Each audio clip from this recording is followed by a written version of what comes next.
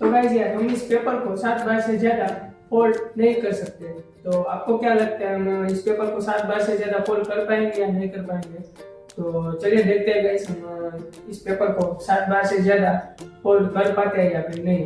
तो ये हो गया हमारा एक बार फोल्ड हो गया, दूसरी बार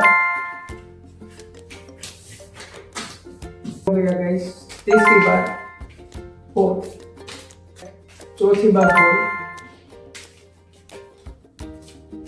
अभी गाइस थोड़ी सी दिक्कत हो रही है इसको दबाने में। और पांचवी बार फोल्ड, और ये हो गया छठी बार फोल्ड। और अभी मुझे नहीं लगता है 7वीं बार फोल्ड होगा। तो गाइस बेसिकली हम 6 ही बार इसको फोल्ड कर सकते हैं।